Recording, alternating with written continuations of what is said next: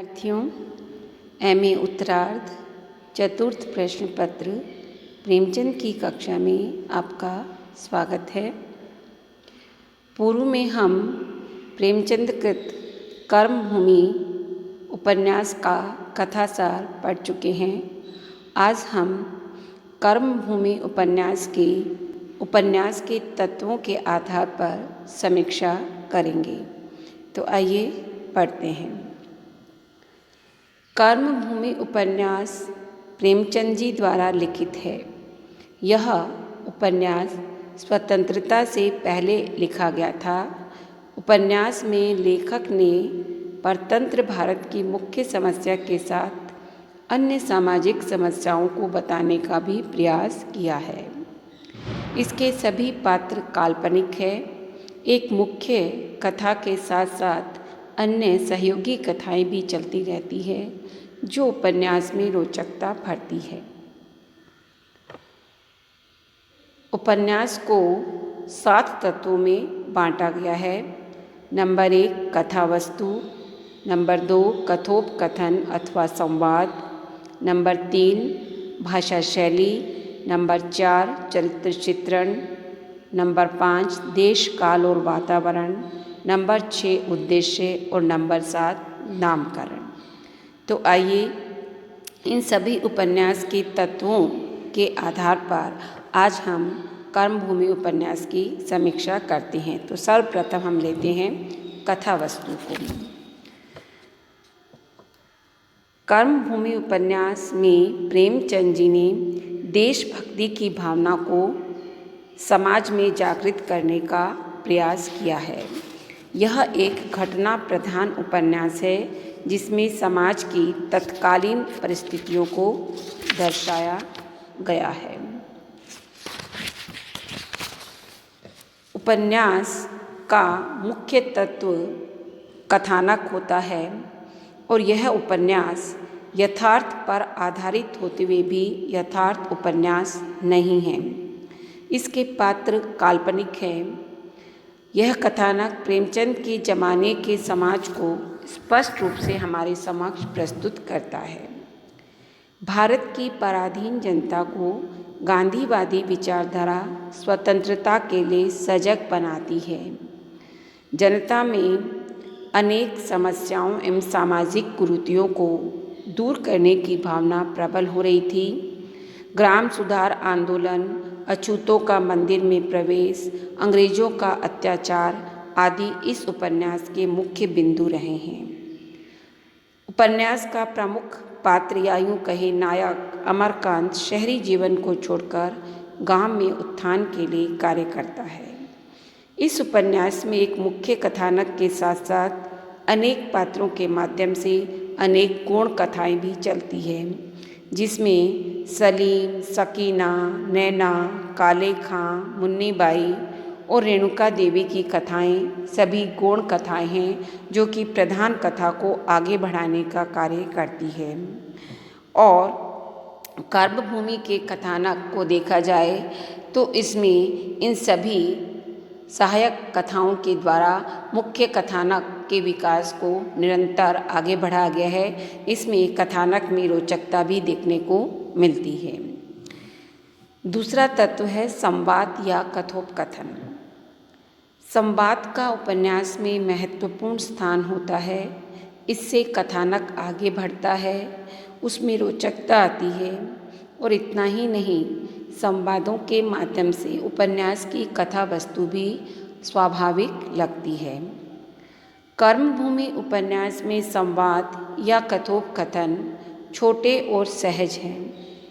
अमरकांत एवं उनके पिता समरकांत का वार्तालाप या यूं कहे बातचीत जो है बिल्कुल सहज है, जिसमें परस्पर विरोध दिखाई देता है। कहीं कहीं इसमें संवाद भाषण के रूप में भी आते हैं, जो कि पाठक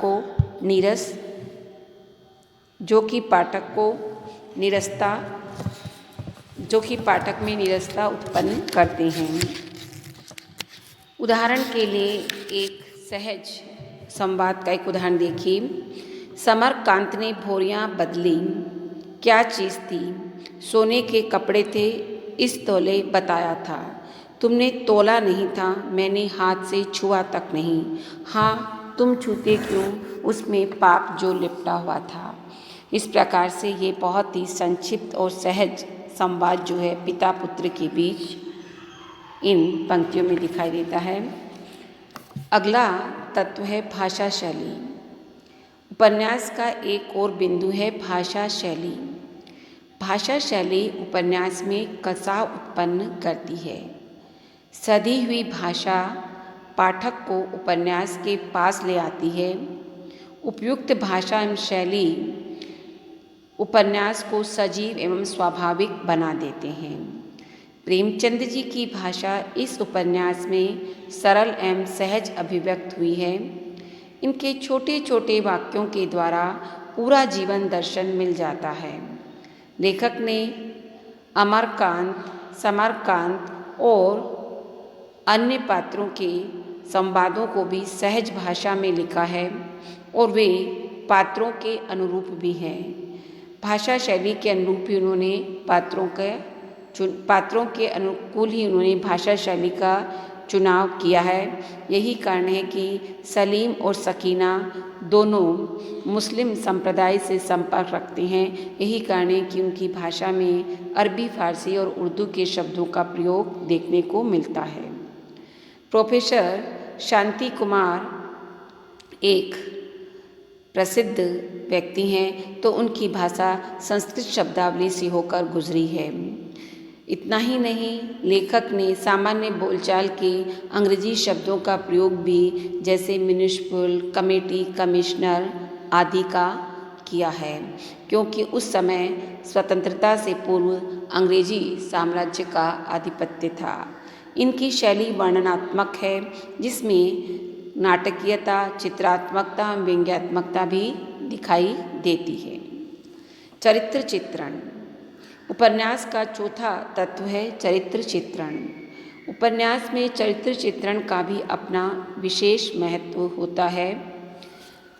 पात्रों के माध्यम से ही लेखक काल्पनिक कथा को यथार्थवादी बनाते हैं।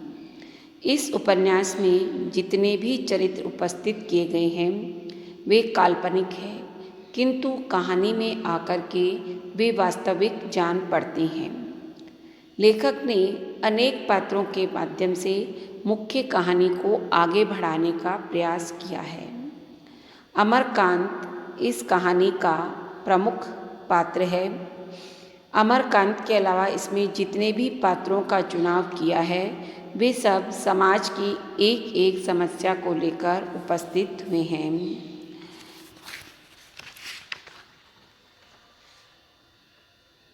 और अमरकांत का चरित्र प्रेमचंद जी ने एक आदर्शवादी पात्र के रूप में उभारा है। प्रेमचंद जी के साहित्य की विशेषता यह है कि उनमें आदर्श के साथ साथ यथार्थवादी दृष्टिकोण भी देखने को मिलता है। कर्मभूमि उपन्यास का प्रमुख पात्र अमरकांत है, जिसके आसपास ही सारा कथानक घूमता है। इसके अतिरिक्त इस उपन्यास में लाला समरकांत, प्रोफेसर शांति कुमार, सलीम, सकीना, काले खां, रेणुका देवी, सुखदा, नैना, मनीराम आदि पात्रों को भी बड़ी बखूबी से रखा गया है। ये पात्र इतनी सजीवता से वर्णित किए गए हैं कि लगता है कि हमारे आँखों के समक्ष साकार उपस्थित हो गए हों। इस उपन्यास का मुख्य पात्र अमरकांत है, जो आदर्शवादी तो है ही, और सारे पात्रों का संबंध इसी मुख्य पात्र की कथा से जुड़ करके उपन्यास में प्रस्तुत हुआ है। उपन्यास में चरित्र विधानहीन या उपन्यास में चरित्र ही उपन्यास की वास्तविकता को दर्शाता है। इसका अगला तत्व है देश, काल, वातावरण। कर्मभूमि उपन्यास स्वतंत्रता प्राप्ति से पूर्व लिखा गया था। सन 1932 के आसपास लिखा गया था। यही कारण है कि कर्मभूमि में सन 1930 से लेकर 35 तक की शहरी एवं ग्रामीण जनता का चित्रण किया गया है। इतना ही नहीं, इस उपन्यास में उस समय की सभी सामाजिक, आर्थिक, राजनीतिक एवं प्रशासनिक परिस्थितियों का भी चित्रण किया गया है। चूँकि यह समय स्वतंत्रता से पूर्व का समय था, यही कारण है कि इस समय समाज में अनेक आंदोलन चलाए जा रहे थे, जिनका चित्रण भी लेखक ने बखूबी अपने उपन्यास में किया है, जिसमें आप अछूतोद्धार आंदोलन, ग्राम उत्थान आंदोलन, स्त्रियों की स्थिति को सुधारने के लिए किए गए आंदोलन आदि को देख सकती हैं। अगला तत्व है उद्देश्य। स्वतंत्रता पूर्व के समाज का जीता जागता उदाहरण हमें कर्मभूमि उपन्यास में देखने को मिलता है। किसी भी लेखक का कोई भी रचना लिखने का कोई न कोई उद्देश्य अवश्य होता है, क्योंकि लेखक अपने समसामयिक समाज में जीता है और भोगता है, इसलिए उसकी रचना उसी समाज की वास्तविकता को प्रकट करती है। लेखक का उद्देश्य स्वतंत्रता हासिल करने के लिए गांधी जी ने जो मंत्र फूंका था, उसी को जन जन तक पहुंचाना था। यानी एक प्रकार से प्रेमचंद जी इस उपन्यास में उपन्यास के नायक अमरकांत के माध्यम से गांधीवादी विचारधारा का प्रचार प्रसार जनता के मध्य करना चाहते थे, जिससे कि जनता गांधी जी के द्वारा बताए गए मार्ग पर चलकर स्वतंत्रता प्राप्ति के लिए एकजुट हो सके। इतना ही नहीं, उन्होंने समाज में फैली उस समय समाज में फैली कुरीतियों से भी देशवासियों को अवगत कराना और अनेक समस्याओं से मुक्त कराना था। और अनेक समस्याओं से मुक्त कराना था। इस उपन्यास में हम देखते हैं कि कवि ने समस्याएं उपस्थित की है और पुनः उनका समाधान भी प्रस्तुत किया है।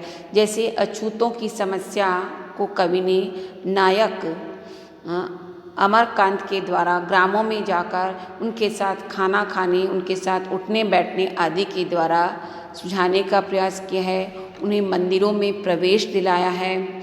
और इतना ही नहीं, स्त्रियों की उन्नति या सम्मान के लिए उन्होंने मुन्नी के बलात्कार के पश्चात उसके द्वारा अंग्रेज गोरे लोगों की हत्या करवा के एक प्रकार से नारी सशक्ति का उदाहरण भी प्रस्तुत किया है। तो इस प्रकार से इस उपन्यास में शहरी एवं ग्रामीण दोनों पक्षों की समस्याओं को लिखा गया है। साथ ही भारत में जो निरंतर साम्यवाद बढ़ता जा रहा है, उसका वर्णन भी किया गया है। उपन्यास का एक और तत्व है नामकरण। इस उपन्यास का नामकरण इस देश को कर्म भूमि के रूप में देखते हुए रखा गया है। नामकरण का आधार देशभक्ति है, जिसमें देश का हर नागरिक अपने प्राणों का बलिदान हंसते हंसते दे दे तथा इस जीवन में अपने कर्म को पूरा करे। और प्रस्तुत उपन्यास कर्मभूमि में इस नामकरण की सार्थकता देखने को मिलती है। इस उपन्यास के पात्र अमरकांत एवं सुखदा दोनों ही आदर्शवादी पात्र बताए गए हैं, जिनके पीछे लेखक का उद्देश्य समाज की जनता तक अपने इस उद्देश्य को पहुंचाना है कि यह संपूर्ण देश उनकी कर्मभूमि है और इस देश में रहते हुए वो अपना कर्म करे, परतंत्र देश को अंग्रेज़ों के चंगुल से मुक्त कराने का कार्य भी एक कर्म है। और इस हेतु उन्होंने जनता में जागृति उत्पन्न करना का जो प्रयास किया, उस आधार पर इन्होंने इस उपन्यास का नाम कर्मभूमि रखा, जो कि पूरी तरह से सटीक एवं सार्थक है। धन्यवाद।